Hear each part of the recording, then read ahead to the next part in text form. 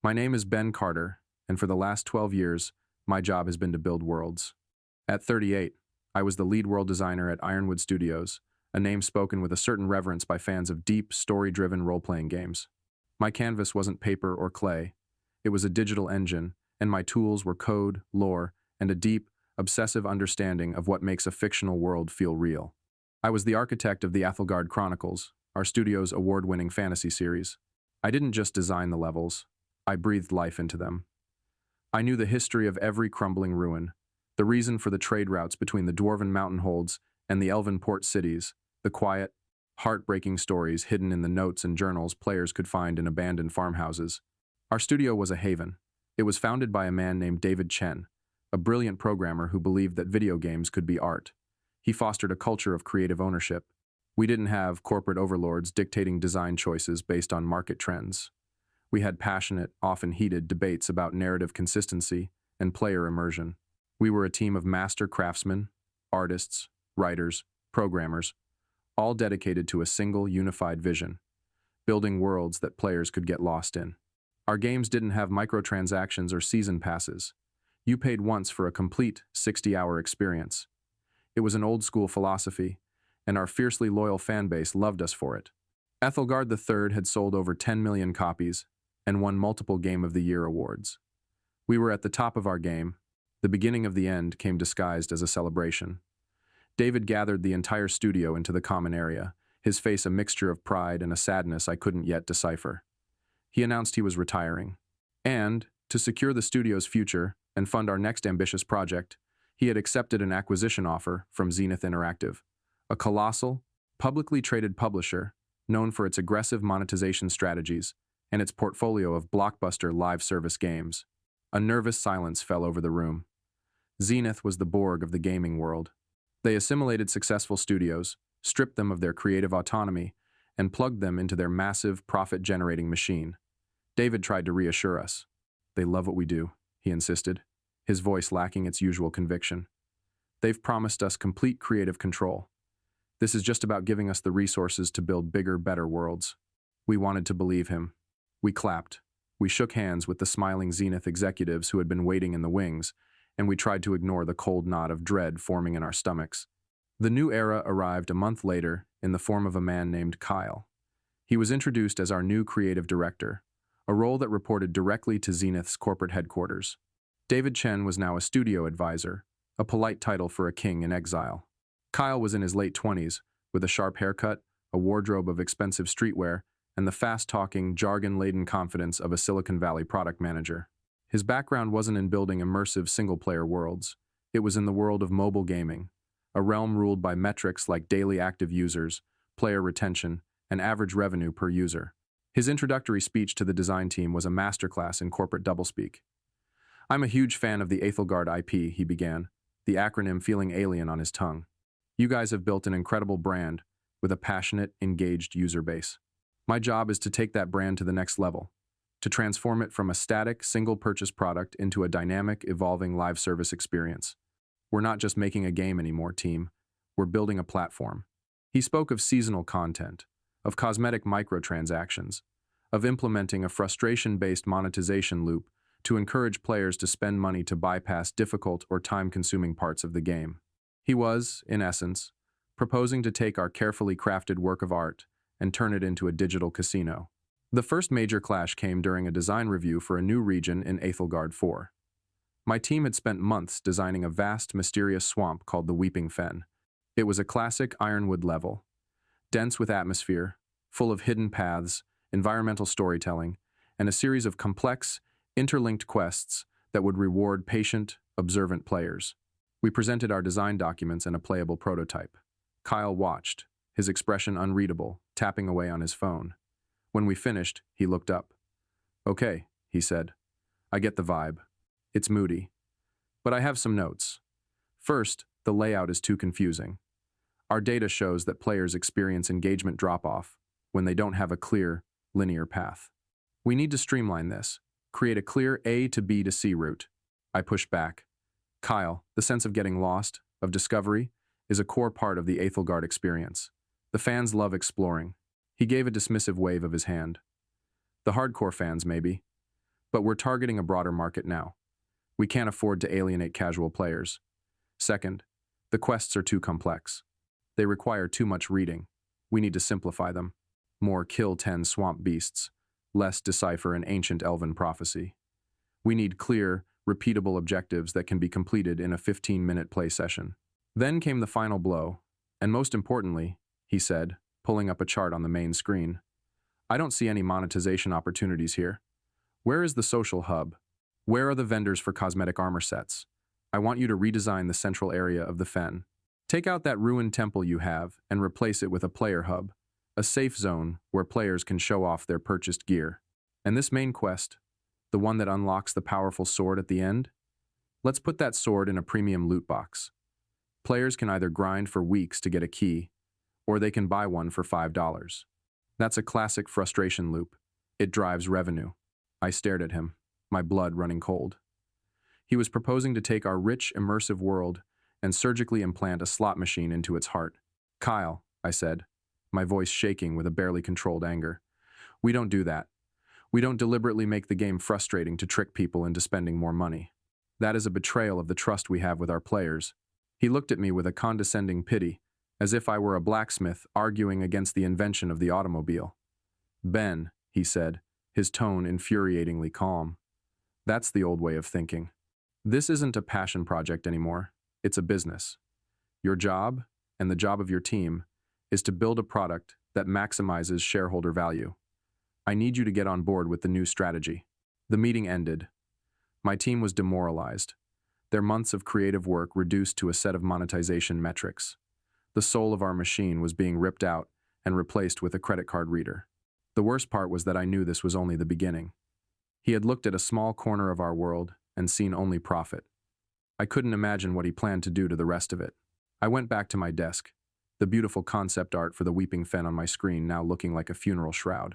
The world I had spent 12 years building was being conquered, not by a dragon or a dark lord, but by a man with a spreadsheet. And I knew with a sickening certainty that I could not stand by and watch it burn. My days at Ironwood Studios became a slow, agonizing lesson in creative grief. We were no longer building a world, we were presiding over its methodical demolition. The Weeping Fen, once a project of passion and mystery, was transformed into a monument to Kyle's soulless design philosophy. Under his explicit, data-driven directives, my team was forced to bulldoze the winding hidden paths and replace them with a single, wide, and obvious main road. The intricate quests were gutted, their nuanced narratives replaced by a series of generic, endlessly repeatable tasks designed to keep players on a content treadmill. And in the heart of the swamp, where a mysterious, lore-rich temple was supposed to stand, our artists were now building a garish, brightly lit social hub, a place devoid of character, but optimized for showing off premium cosmetic items. The morale of my team, once the most passionate and dedicated group of creators I had ever known, plummeted. I would walk through the design pit and see not the excited chatter of artists and designers collaborating, but the grim, silent focus of people just trying to get through the day. The light had gone out of their eyes. They were master craftsmen being forced to mass-produce cheap trinkets, and the cognitive dissonance was soul-crushing. I was their lead, and every directive I had to pass down from Kyle felt like a personal betrayal of the trust we had built over a decade. I was not the only one feeling the pressure. I saw the strain on the faces of the other department leads. Sarah, our lead writer and the keeper of the Aethelgard lore, was in a state of quiet fury. She was being asked to write shallow, repeatable quest dialogue that directly contradicted the deep, established history of the world she had so carefully constructed. Marcus, our brilliant art director, a man who could tell a story with lighting and shadow alone, was now spending his days reviewing spreadsheets of monetization data to determine which color palettes for a magical sword would be most likely to entice players to spend real money. He was an artist being forced to think like a casino designer. I knew that if I was going to make a move, I couldn't do it alone. The strength of Ironwood had always been its core creative leadership.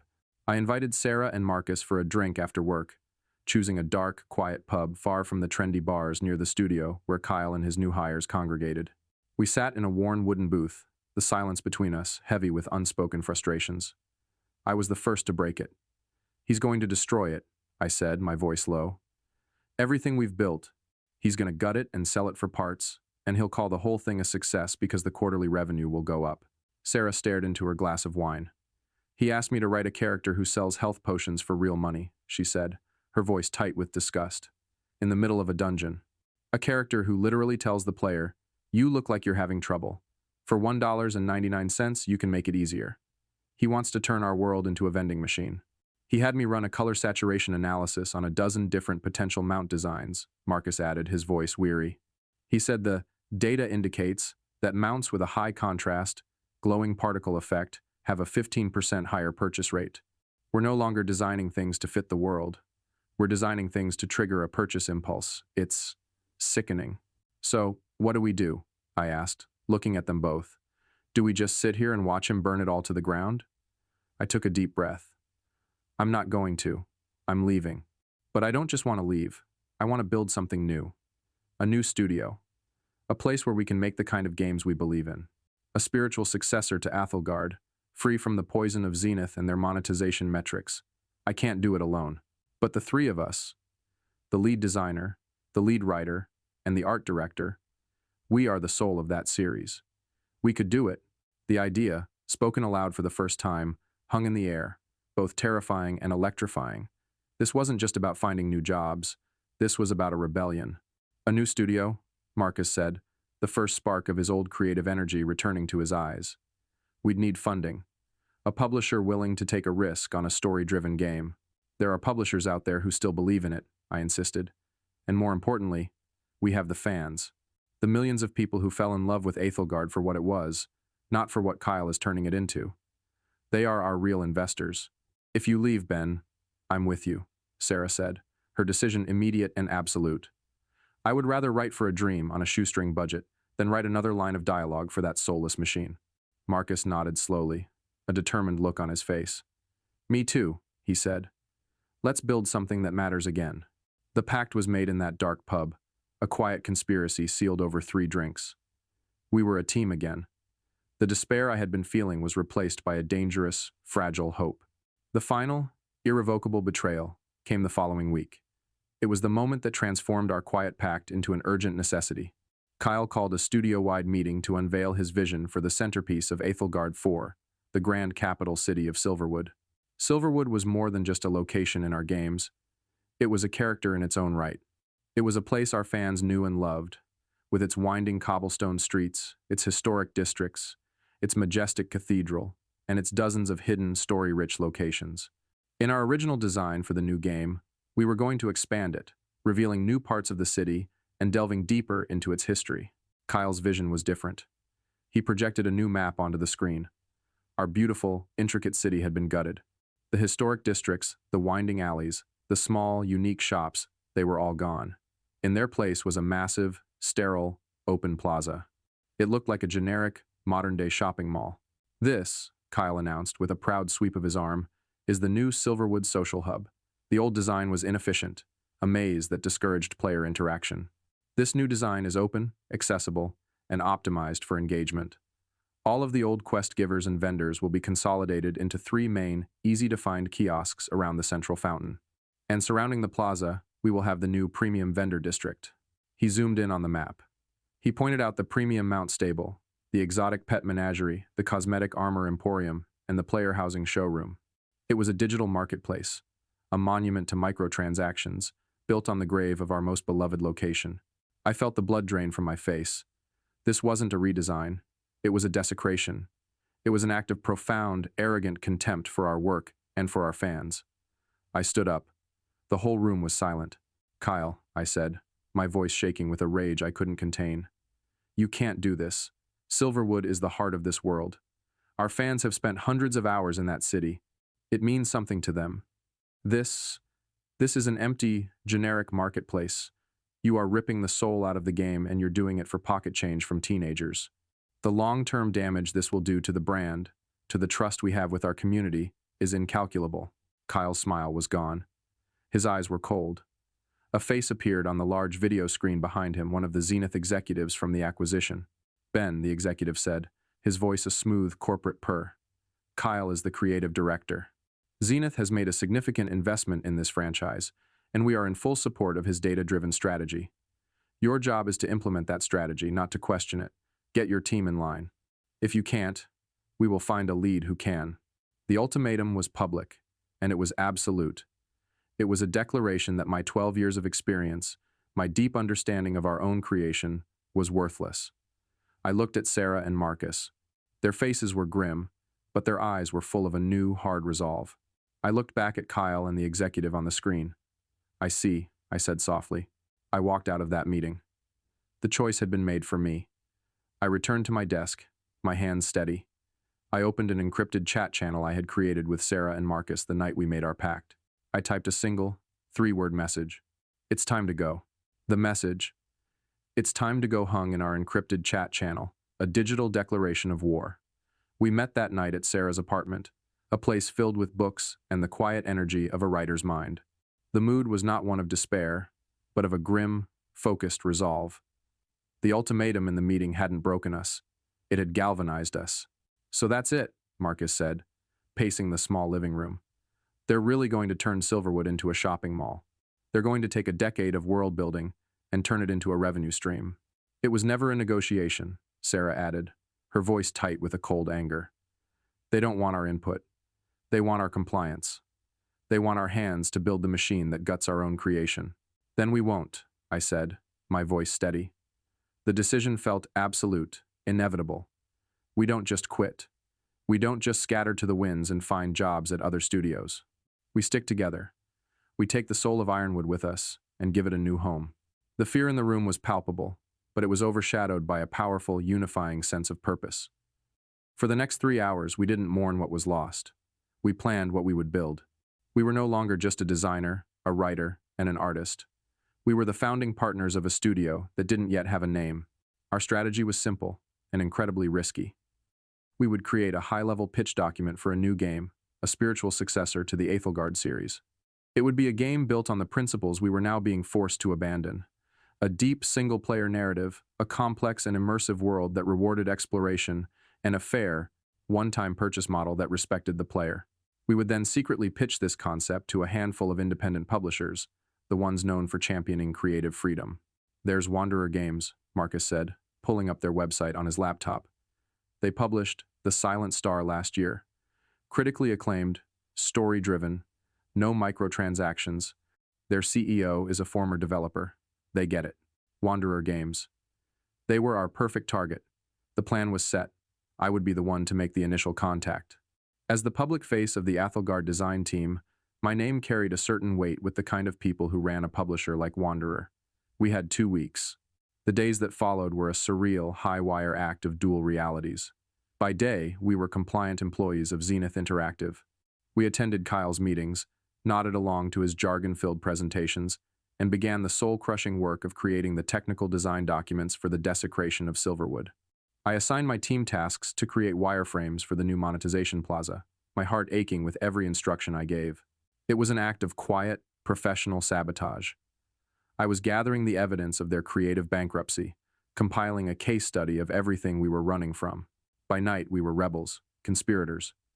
We would gather at Sarah's apartment and work with a feverish intensity. I wrote the core game design document for our new project, which we codenamed Project Lodestar. Sarah crafted a rich new mythology, a world with its own history, its own conflicts, its own soul. Marcus, freed from the constraint of designing for engagement metrics, produced a series of breathtaking concept art pieces that were full of the mood, mystery, and beauty that had been the hallmark of our best work. We were building our lifeboat in the shadows of the sinking ship. The atmosphere at the studio was toxic. The junior staff were confused and demoralized, caught between the directives of a new boss they didn't understand and the quiet, simmering anger of the veteran team they respected. The joy was gone, replaced by a grim, assembly line mentality. We were no longer making a world. We were manufacturing a product. After 10 days of frantic, sleepless work, our pitch was ready. I used a carefully guarded industry contact to get a direct email address for the CEO of Wanderer Games, a man named Mark Sanderson. I drafted the email a dozen times, every word weighed and measured. I introduced myself, stated my purpose directly, and attached our confidential 20-page pitch document for Project Lodestar. I ended the email with a single confident line. The core creative team behind the Aethelgard Chronicles is ready to build the next great fantasy RPG. We are looking for the right partner. I hit send, and the waiting began. Every buzz of my phone, every new email notification, sent a jolt of anxiety through me. The silence was deafening. I started to doubt. Maybe we were fools. Maybe the world had moved on. Maybe story-driven, single-player games really were a dying breed. The reply came 36 hours later, on a Friday afternoon. It was from Mark Sanderson himself. Ben, I've been a fan of your team's work for a decade. The pitch for Project Lodestar is one of the most compelling and well-thought-out concepts I've seen in years. It's exactly the kind of game we believe in. I've also heard rumors about what's been happening at Ironwood since the Zenith acquisition. It's a tragedy. I'm flying to your city for a meeting on Monday. Are you and your core team available for a confidential dinner on Tuesday evening? I read the email 3 times, my heart pounding in my chest. I immediately forwarded it to Sarah and Marcus on our encrypted channel. A wave of triumphant, terrified relief washed over us. This was it. The dinner was held in a private room at a quiet, upscale restaurant. Mark Sanderson was in his 50s, with a warm smile and the calm, intelligent eyes of someone who had been in the trenches and understood the realities of game development. He wasn't a suit, he was a creator. For 3 hours, we didn't just pitch our game, we pitched our philosophy. We spoke of our belief in respecting the player's intelligence, in building worlds with integrity, in creating art that was also a viable business. He listened, asked sharp, insightful questions, and seemed to understand our motivations on a fundamental level. So, what do you need from us? He asked finally. We need a home, I said simply. We need a partner who will give us the creative freedom to build this game right, and the financial stability to see it through. We need to build a new studio, from the ground up. He nodded slowly. Zenith will come after you, he warned. They'll threaten you with non-compete clauses, with intellectual property lawsuits. Let them, Sarah said, her voice firm. The lore, the characters, the world of Project Lodestar are entirely new, and our most valuable IP is sitting right here at this table. It's our collective experience. Mark Sanderson looked at the 3 of us, a slow smile spreading across his face. Okay, he said. Wanderer Games is officially in the business of building new homes for talented, homeless developers. I'm prepared to offer you a multi-year development and publishing deal. It won't be a Zenith-level budget, but it will be enough to build a small, focused studio and create the game you've pitched here tonight, and it will come with 100% creative freedom. He slid a single-page letter of intent across the table. It outlined the offer in clear, simple terms. It was real. We left that restaurant, the letter of intent feeling like a sacred text in my hands. The impossible had happened. We had a future. We stood on the sidewalk under the city lights, the 3 of us, a mixture of shock and elation on our faces. I pulled out my phone. My hands were steady. I opened my work email and addressed a new message to Kyle, with a CC to the Zenith executive who had given me the ultimatum. The subject line was simple: resignation. The body of the email was even simpler. Please accept this as my formal resignation from my position as lead world designer, effective immediately. I hit send. Then Sarah sent hers. Then Marcus. The bridges were burned. The die was cast. Our long, arduous quest at Ironwood Studios was over. A new one, far more dangerous and far more rewarding, was just beginning. The 3 resignation emails, sent simultaneously into the corporate ether, were digital declarations of independence. We didn't wait for a response. We stood up from our desks in unison, a silent, coordinated act. The few team members still in the office looked up, their faces a mixture of shock and dawning understanding. This wasn't just 3 senior people quitting. This was the creative heart of the studio walking out the door. We packed our personal belongings into small cardboard boxes, a few books, a framed photo, a beloved coffee mug. It was a swift, surgical extraction. As I was taking a small, worn statue of a griffin from my desk, a prop from the original Ethelgard launch party, Kyle, appeared in the doorway of my office. His face, usually a mask of confident arrogance, was pale. He had clearly just seen the emails. What do you think you're doing? He asked, his voice a low, furious tremor. We're resigning, I said calmly, placing the griffin carefully into my box. All of you? At the same time? This is a coordinated, unprofessional stunt, he hissed. We are 3 individuals who have independently decided that our creative vision no longer aligns with that of Zenith Interactive, Sarah said coolly from her desk nearby without looking up. It was the perfect, sterile corporate response, and it infuriated him. You can't do this, he sputtered. You're the leads on the biggest project this company has. You have a responsibility. Our responsibility is to the integrity of the work, Marcus added, walking past with his own box. And that integrity is no longer welcome here. Kyle was speechless. He was a product manager who believed people were interchangeable resources.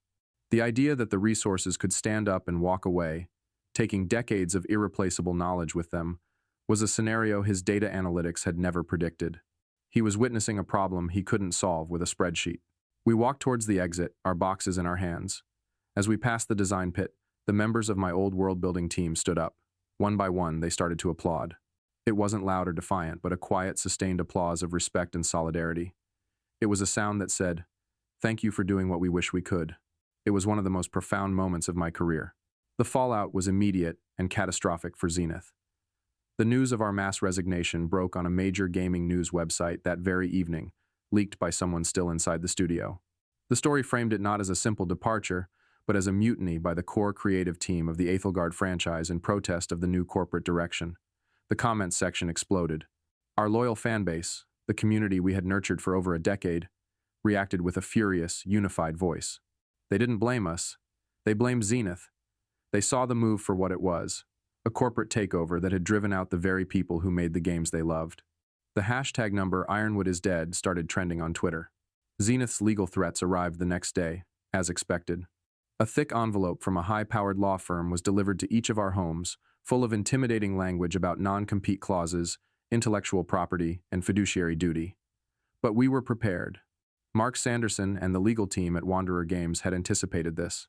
Our lawyer drafted a calm, firm response, stating that our new project was an entirely original creation and that our non-compete clauses were unenforceable, as they would prevent us from practicing our profession.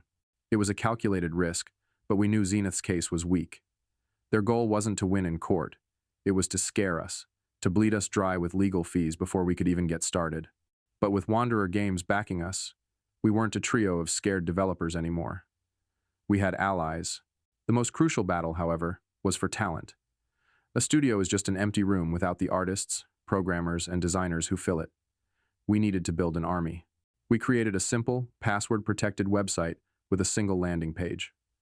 On it was a piece of Marcus's stunning concept art for Project Lodestar and a short, powerful mission statement written by Sarah. We believe that games can be art. We believe in worlds that value immersion over monetization. We believe in respecting the player. We are a new independent studio founded by the creative leads of the Aethelgard Chronicles, and we are looking for master craftsmen to help us build the next great single-player RPG. If you believe what we believe, we want to talk to you. We didn't post job listings. We sent the link to a handful of the most talented people we knew at Ironwood, the ones we trusted, the ones whose souls were being crushed under the new regime. We told them to share it, quietly. The response was a flood. Within a week, we had over 50 confidential applications from our former colleagues at Ironwood. Lead animators, senior programmers, environment artists, the very best of the best. They were all willing to take a pay cut, to walk away from their corporate benefits and stock options for a chance to work on something that mattered again. We were no longer just three founders. We were the leaders of an exodus. We found our new home in a converted brick warehouse in a less fashionable part of the city, a space with high ceilings, great light, and a rent we could actually afford. While the lawyers handled the threats from Zenith, we focused on building our studio. We spent our days interviewing our former colleagues, not as job applicants, but as potential partners. We spent our nights planning our production pipeline, choosing our game engine, and designing the layout of our new open-plan office. One evening, the three of us were standing in the middle of our vast, empty warehouse space.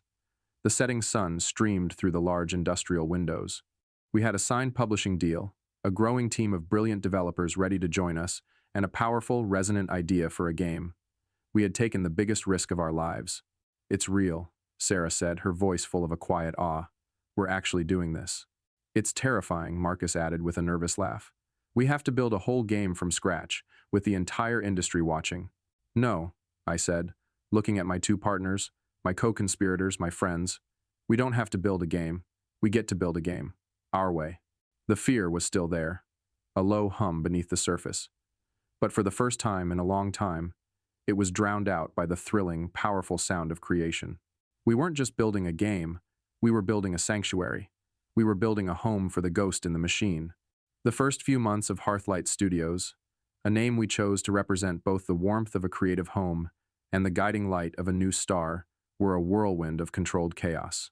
Our new office in the warehouse was less of a sleek tech studio and more of a scrappy, startup command center. We spent the first month running Ethernet cables ourselves, assembling dozens of desks from IKEA, and arguing good-naturedly over the optimal layout for the design pit. There were no corporate memos, no HR department, no layers of middle management. Every decision, from the brand of coffee we bought to the core architecture of our game engine, was made by the people in the room. It was exhausting, terrifying, and the most creatively liberating experience of our lives. The culture we built was a direct and deliberate reaction to the one we had fled. Our design meetings were not top-down directives. They were passionate, collaborative debates. Marcus would present a new piece of concept art, and everyone, from the junior programmers to Sarah and me, would weigh in. Sarah would pitch a narrative arc, and we would all work together to figure out how the gameplay could best support it.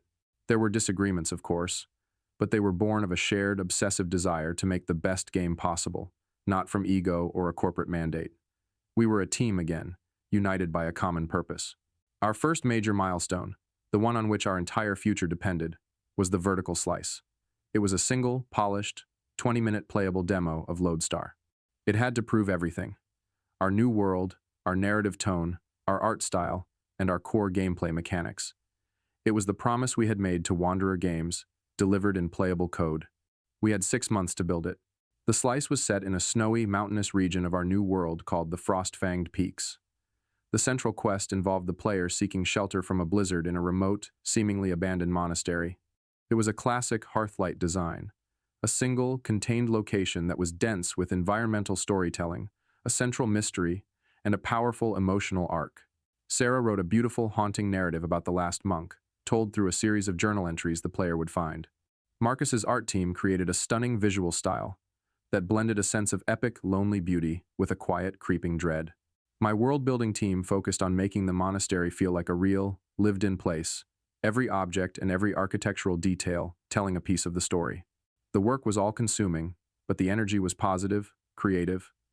We were making something we all believed in. The biggest challenge came when we tried to design the combat system. We were stuck between two competing ideas: a faster, more action-oriented system, and a slower, more tactical one. The debate went on for a week, threatening to stall our progress. At Zenith-owned Ironwood, Kyle would have simply made a decision based on some market data and ordered us to implement it. But that wasn't our way. Instead, the four leads, myself, Sarah, Marcus, and our new lead programmer, a brilliant woman named Maya, who had been one of our first hires from Ironwood, locked ourselves in a conference room for a whole day.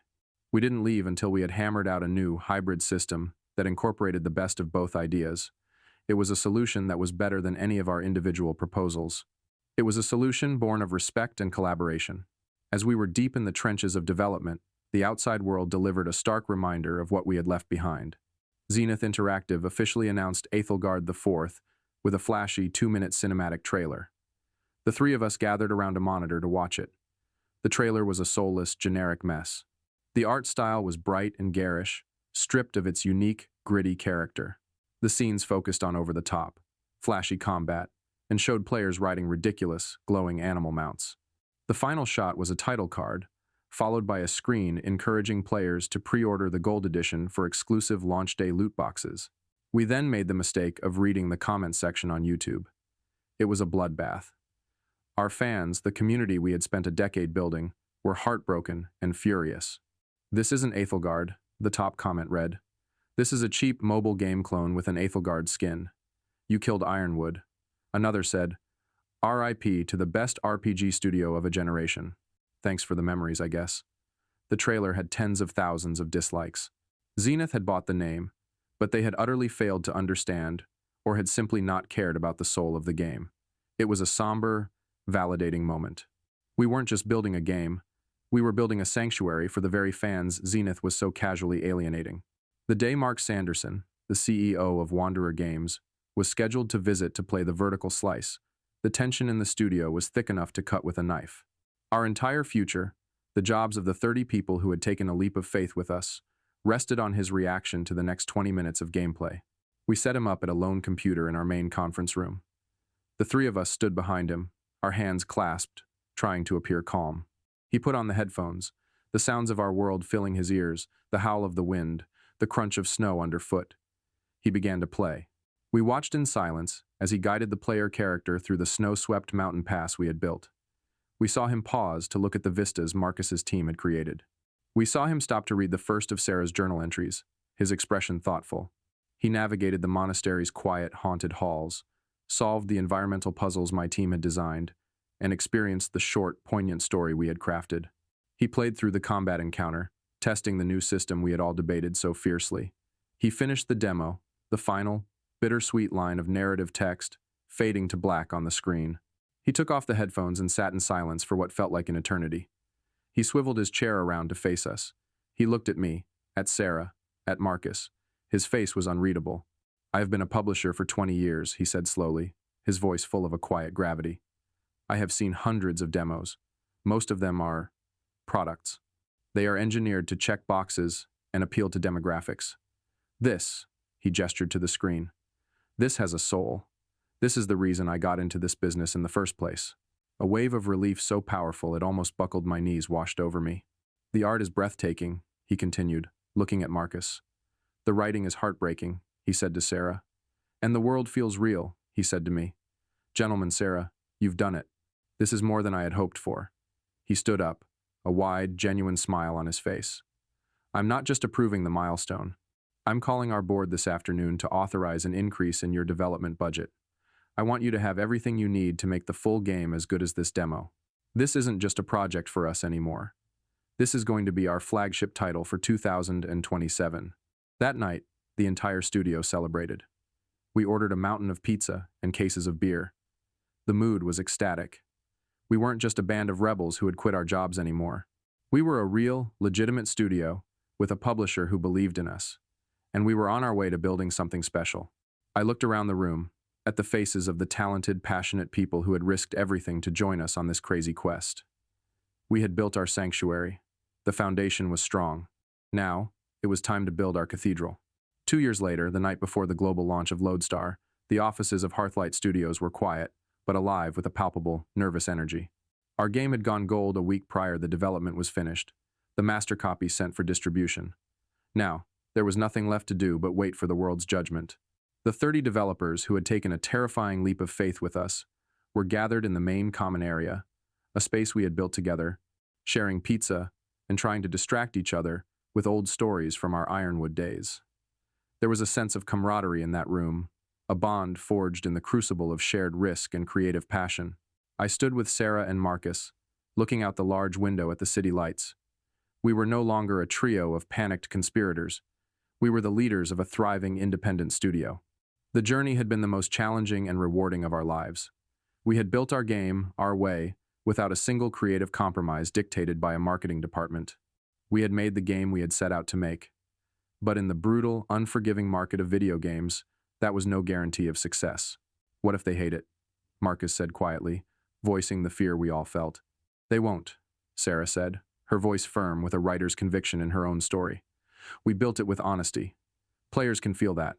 I hope she was right. The next morning, launch day, the studio was electric, with a different kind of energy. The tension was almost unbearable. We were all gathered around the large screen in the common area, watching as the game went live across the world, monitoring server loads, and, most importantly, watching the first reactions begin to trickle in. The first to appear were the Twitch streams. We watched as major influencers, players with audiences of tens of thousands, took their first steps into the Frostfang Peaks, the very world we had demoed for our publisher 2 years ago. They didn't speak of monetization or engagement loops. They spoke of the atmosphere. They praised the art style, the haunting music. They were captivated by the story. Then the first player reviews started to appear on platforms like Steam and social media. They were overwhelmingly positive. "It feels like a game made by people who love games," one read. "A true spiritual successor to what made the old Ironwood great," said another. "No microtransactions, no season pass. Just an incredible, complete story. Thank you, Hearthlight Studios," read a third, which got thousands of likes. The critical reviews from major gaming publications started to drop in the early afternoon. They were glowing. They praised the deep, nuanced writing, the breathtaking world design, and the satisfying gameplay. They celebrated it as a triumphant return to form for single-player RPGs. A major outlet gave it a 9.5 out of 10, calling it a masterpiece of world building and a testament to the power of creative freedom. A cheer erupted in the studio. People were hugging, some were crying. The years of stress, of uncertainty, of betting everything on this one desperate gambit, all of it was released in a single, cathartic wave of joy and relief. We had done it. We hadn't just made a good game, we had proven that our philosophy could succeed. Amidst the celebration, Sarah quietly pulled up an article on her laptop and turned the screen towards me. The headline was from a major financial news outlet. Zenith Interactive Stock Tumbles as flagship title. Aethelgard IV is deemed a commercial failure. The article detailed the catastrophic launch of the game we had walked away from. It had been released 6 months prior to a chorus of terrible reviews and fan outrage. Its aggressive, pay-to-win monetization had been universally condemned. The player base had collapsed after the first month. It was now considered one of the biggest financial disasters in recent gaming history. The article noted that Kyle had been quietly let go, and that the future of the Ironwood brand was now under review. They had taken our world, stripped it of its soul, and left behind a hollow, broken product that nobody wanted. I felt no joy in reading it, only a profound sense of waste. They had been given a priceless treasure, and they had melted it down for scrap. Later that evening, during our launch party, a familiar figure appeared at the door of our studio. It was David Chen, the original founder of Ironwood, the man who had sold us to Zenith. He looked older, his face etched with a deep, weary regret. He walked over to me, through the crowd of my happy, celebrating team. "Ben," he said, his voice quiet, I wanted to come and say congratulations, and to say I'm sorry." "Sorry for what, David?" I asked. "For not having more faith," he said, looking around at the vibrant, energetic studio we had built. I was tired. I thought selling to a giant like Zenith was the only way to secure the studio's future. I thought I was protecting my legacy. I didn't realize that the legacy wasn't the building or the brand name. It was the people. It was you, and Sarah, and Marcus. I sold the house, but I let the family walk out the door.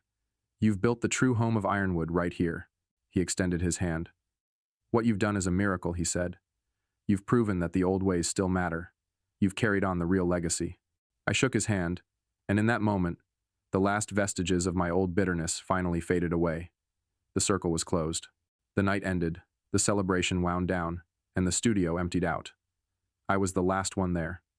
I walked back to my desk and booted up Lodestar. I didn't load a saved game to check a quest or a bug. I started a new game from the very beginning. I watched the opening cinematic that Sarah had written, a beautiful, somber introduction to our new world. I took control of my character and just walked. I walked through the snowy peaks, listening to the sound of the wind, looking at the detail in the crumbling monastery walls, at the artistry my team had poured into every single pixel. I thought about the journey, the betrayal, the fear, the impossible odds, the quiet rebellion, the tireless work. The best revenge, I realized, wasn't watching Zenith fail. It was watching my own team succeed. It was creating a place where talented, passionate people could do the best work of their lives, free from the cynical, soulless demands of a corporate machine. My greatest creation wasn't Aethelgard, and it wasn't Lodestar. It was this studio. It was Hearthlight, a sanctuary for craftsmen, a place built not on data-driven metrics, but on a simple, enduring belief in the power of a good story. And our story was just beginning.